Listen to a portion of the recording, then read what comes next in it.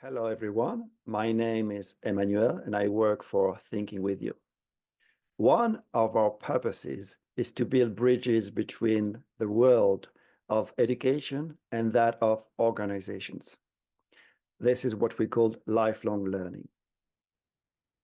In this first episode, we are meeting with the founder of eduScrum, Willy Wijnands.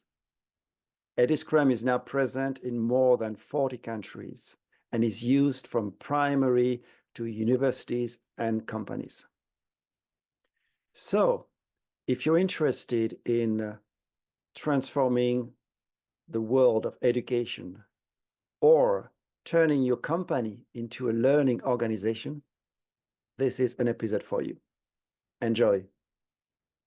Hi, everyone. So welcome to our first Thinking with You lifelong learning encounter.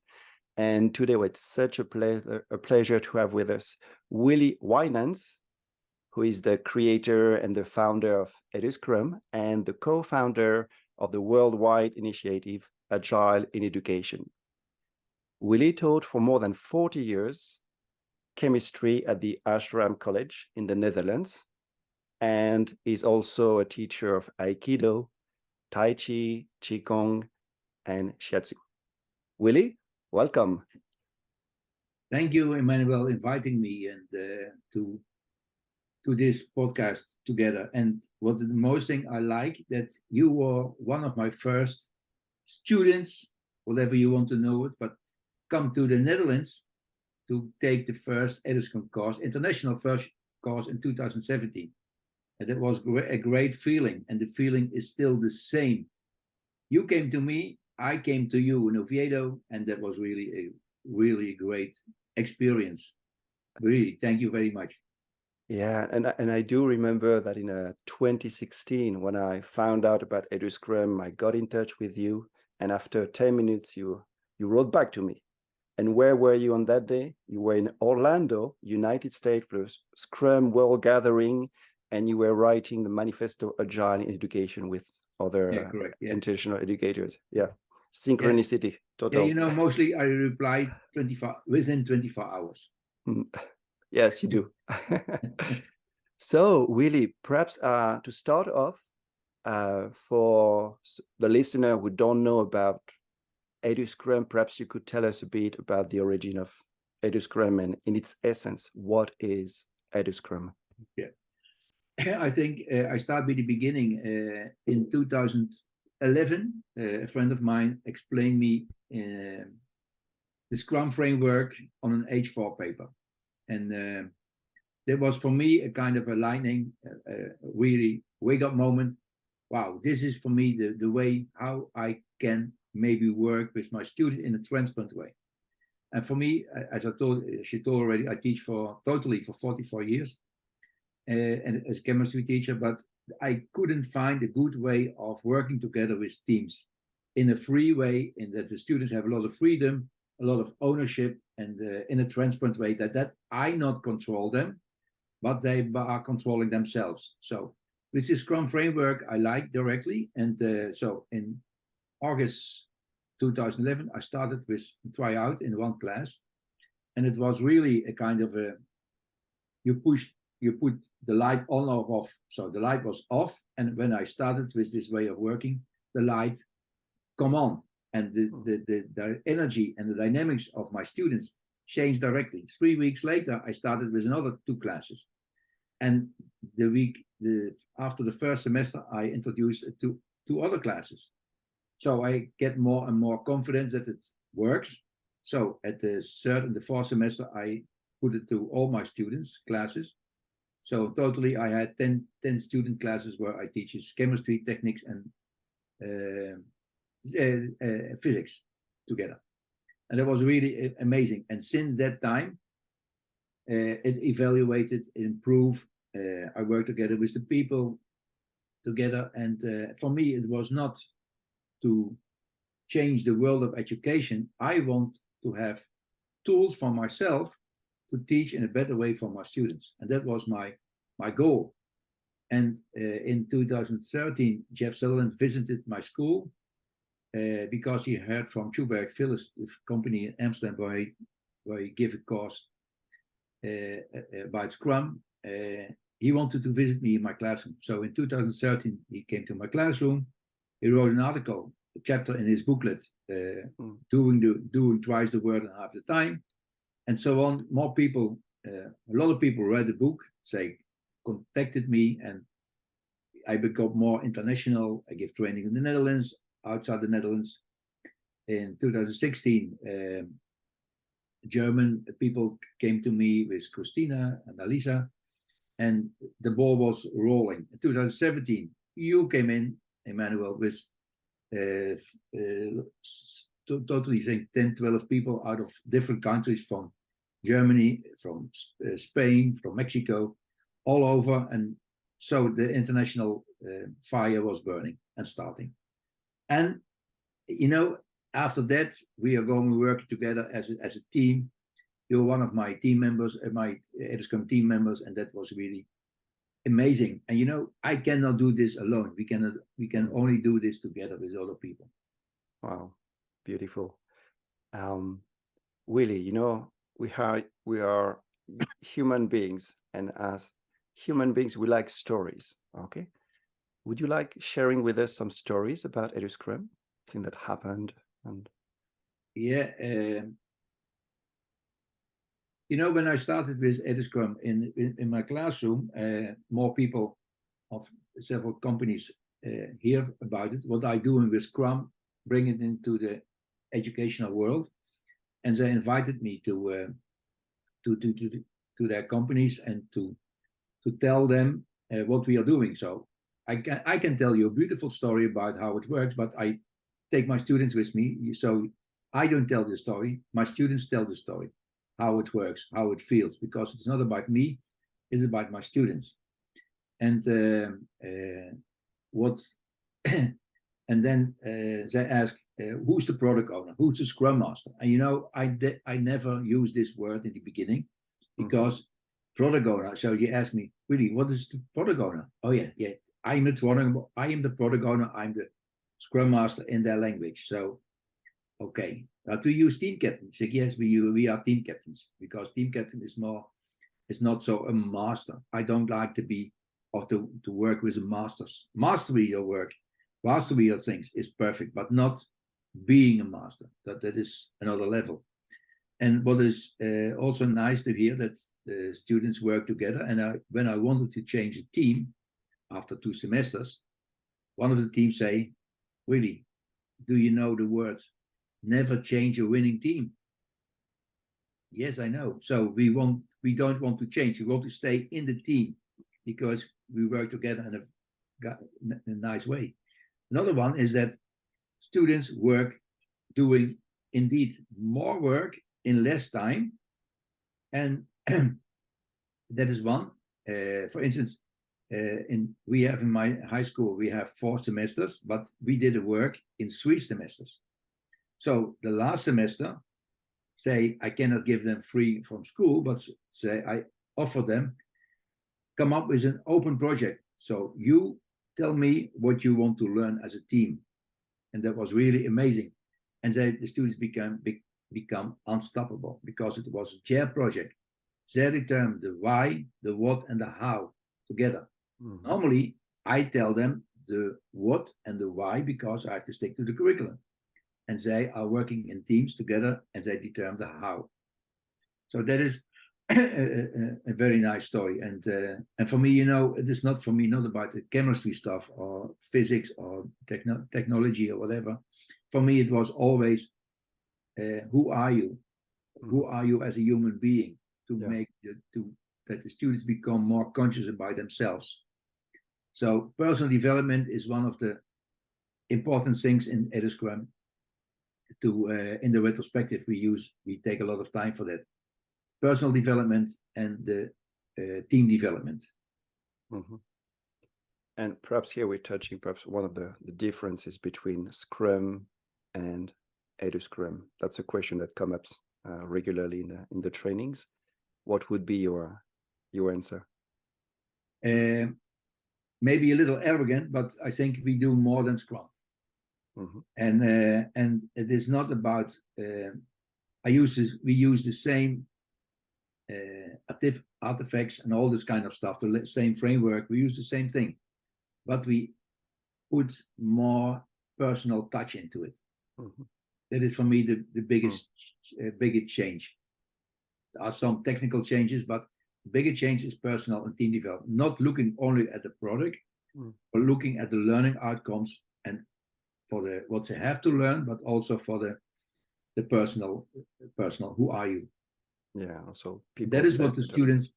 That is really what the students like. Hey, I didn't know that I was a great leader. Or hey, I didn't know that I could present something in a very nice way. They become conscious about they are. Yeah, so there's a big part for growth development. Exactly. Yeah, exactly. Okay. And also lots of surprise, because when we're talking about learning, it's a bit like uncharted territories. Be ready to be surprised, right? Yes, of course. Be surprised, don't, and give the students, freedom and space to develop themselves. And next to that, create first a safe environment for your student. That's number one. Yeah, very interesting. One of the purpose in our lifelong learning part in thinking with you is to build big bridges between the world, between schools, education centers, and organizations. Okay. What would be the part of eduScrum here? How could eduScrum help building up those bridges? Yeah, that's a good. I like your question, because it's when I starting at school in 1976. The idea was, how can we bring education to the companies and companies to the education? But that was only words. That was not bringing it into practice. And nowadays it is more and more coming up that how can we connect the companies to the schools again? So what I do with my students, I give them a real life project based on the curriculum of chemistry, and send them out to the companies. So go to the companies and explore what happens in the company. That's one. Secondly, I try to invite company people who give a lecture to my students in real life. So I try to connect to them. What also happens in nowadays, also for instance in Slovakia or Argentina and some other countries, say the companies, some people of the companies are joining in our eduScrum training. They are not officially graded teachers, but are trainers. But for me, everybody is a teacher. Everybody, the younger ones, the older ones, everybody can teach somebody, someone else. And they made a connection between the companies and the teachers. So the companies people go to the schools and teach the teachers how to work in an agile way of working. And now a lot of people talk about, you must have an agile mindset. I don't believe in an agile mindset. I even don't believe in Scrum. I don't believe in eduScrum, both. It are tools. And when you don't understand the tools in a good way, in a deep way, it is even dangerous. So to become an agile mindset, it takes time. It takes a lot of time. First, you have to change your behavior. You have to change your behavior to be open, dare to be open, trust your students. And when you don't trust your students, please stay teaching in the old-fashioned way. Okay. There you can open up yourself. Be vulnerable to your students. So trust first. Trust will be the foundation. Trust first, and psychological safety. That is for me the two foundation stuff. Yeah. Create this environment of trust where you can ask for help, where there is also a space for vulnerability. Yeah. And not be afraid of because of your learning style, for example. Yeah. I had the luck that the school Agora in Leiden invited me to teach again. And I'm retired since 2021. And I'm really happy that they asked me to teach again. And at that school, and when I started last Wednesday, Last Wednesday, I start with the students, and I don't talk about chemistry. You know, I talk about who I am, who you are. How can we work together? How can we have fun? How can we work together? And I talk about freedom. Freedom is acknowledge that's our borders. That's one. Mm-hmm. Freedom means not doing whatever you want. So, and no freedom. When you want more freedom, you have to take more responsibility. When you don't take your responsibility, I take the freedom out of you. I direct what you have to do, but I give you the freedom. Mm-hmm. Take a chance. And I talk about psychological safety. I talk about trust. What is important for them? And that took me out of the 4 hours, took me 1.5, 2 hours to talk about this stuff. And the students say to me afterwards, you know, this is weird. This is really weird because I came here for chemistry, not for freedom. Yes, but this is for me the base to talk about freedom. I like freedom. I want to give freedom to you. And these are the principles and the values to work on. And now we're going to teach chemistry in a very fast way. Okay. So you started with the why and the what for. Of course. The why, yes, of course. It's interesting listening to you. I can also connect very much with what's happening in organization.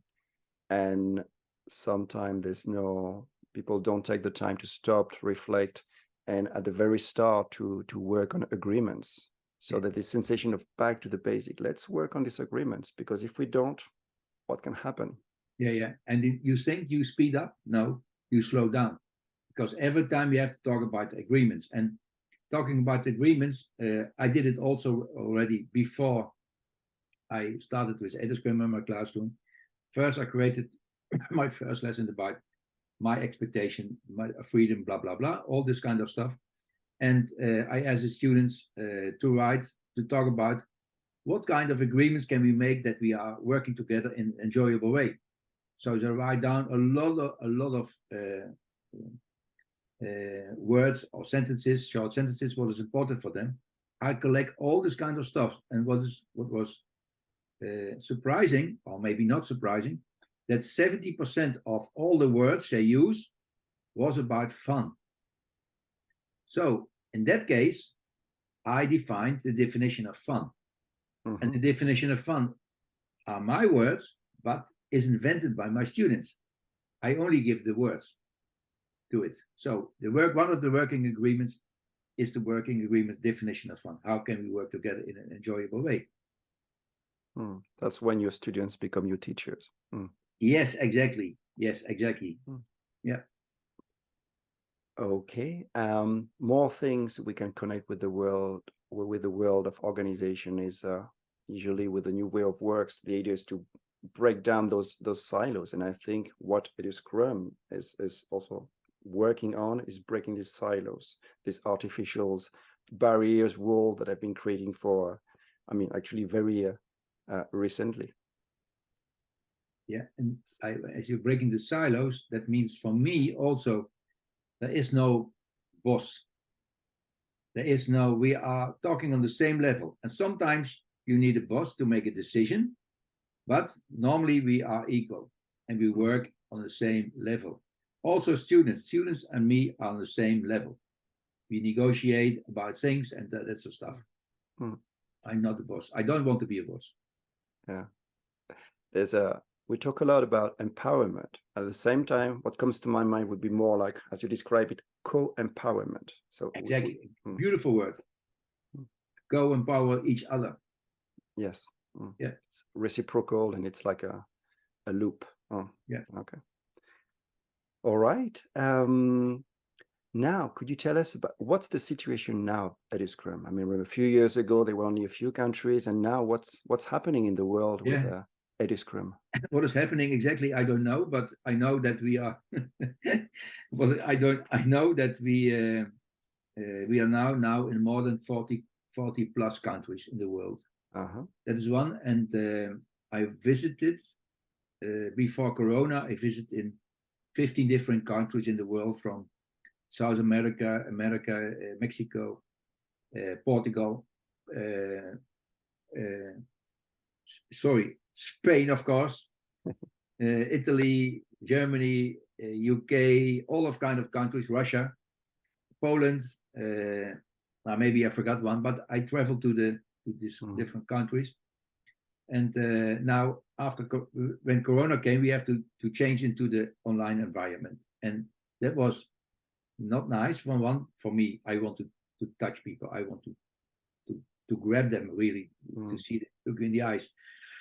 And at that moment, we have to transfer on the online version. It was for me a challenge because I don't like it. I don't like PowerPoints, so I did it on a piece of paper behind me, and I draw what I did in my classroom.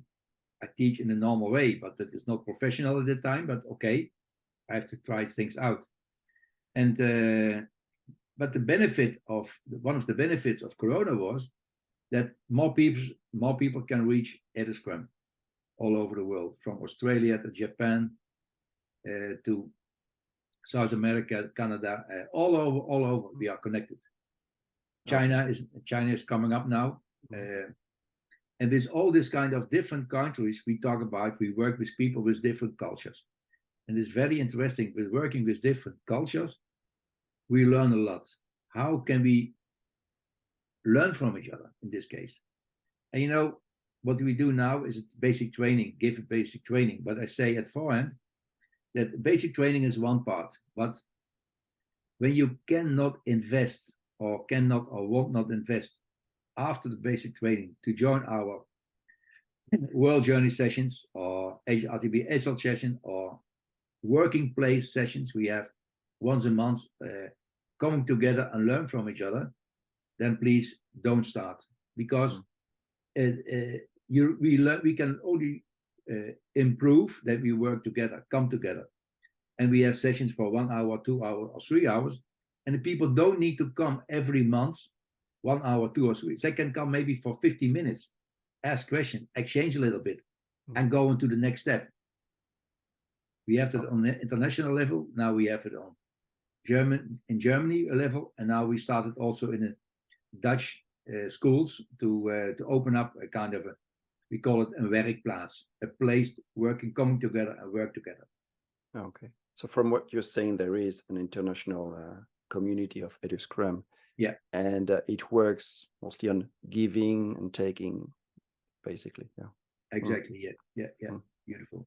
That's a bit like an ecosystem where there are people from different countries, and I know that every year we're having this meeting conference where people share their experience from different countries and also from different different ages, right? Yeah. All ages, all countries, all kind of schools. We have primary schools, high schools, vocational schools, universities, all kind of stuff mixed up together. And just to talk, I forgot it already, that we have once a year a gathering in May, mostly in May, but the last few years it was online, of course.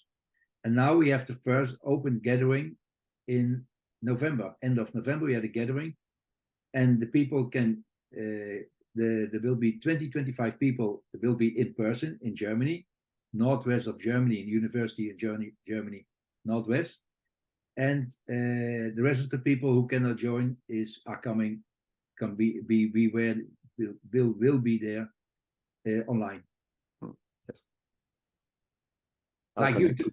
Like me, yes. Yeah. Okay, now a bit curious. I'd like to ask you a question because you've been practicing Aikido for many years, and you usually give a reference to martial arts, and I'm also really interested in Aikido, the philosophy. So for you, what would be the connections between Aikido and eduScrum or the world of education? For me, teaching chemistry, for instance, working with students. I practiced martial arts since 1979. A lot of things, and taekwondo, all this kind of stuff, and boxing, Aikido now. And for me, going into the soft part out of it, going from the hard part to the soft part, that is also what I feel and what I apply in my classroom. I don't fight with my students. I connect with my students and I go with the flow, Mhm. and I ask them what to do. And but sometimes when in an Aikido way of working, sometimes you have not to kill, but to get them out of your way. But that is also what I still do with my students. And I never, no, I lie. I in all the years I teach, I only send 5 times students out of my classroom, only 5 times. And I think I had 12,000 students during my life. Only 5 times. But that was really hard for them because they couldn't enter anymore. That was really, say, go beyond my borders, That is really, Tai Chi and Qigong is also kind of become conscious about yourself. And in martial arts, we have 3 kinds of levels: the Shu level, the Ha level, and the Ri level. In the Shu level, we are following the rules, what the teacher is telling you. In the Ha level, the students can break the rules and adjust a little bit to their own preferences. In the Ri level, then the student become more conscious about themselves. He can apply it in his or her way of doing. And it's really great. For instance, my really great example is Bruce Lee. Bruce Lee put a lot of different martial arts things together and create his own Jeet Kune Do. And that was really a great way of mixing the martial arts stuff fit for him and adjust it. Boxing, Tai Chi, Kung Fu, all this kind of stuff mixed together to a new way of, and that's for me the ultimate way of being in the Wi state. Be yourself, know yourself. Yeah, very very interesting. From what I know from Aikido and what you've been doing, I mean, there's a key point is moving from a resistance stance to a connection stance. By doing this, you just change your position as a teacher. You change, and by changing your position, everything changes. Exactly. And then it's a matter of choice. They can choose. Okay, it's their responsibility. I think behind this is to give the responsibility of learning back to the students. Yeah.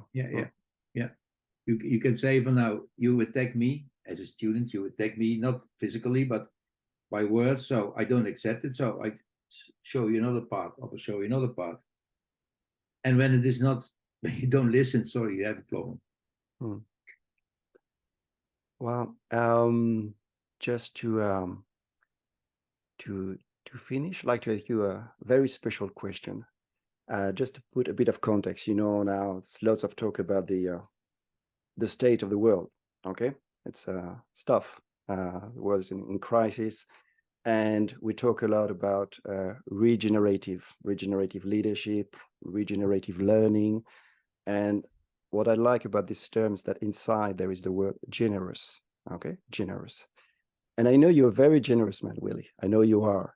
So my request is the following. Could you share a gift with us? And if so, what would it be? What would be your gift for us? So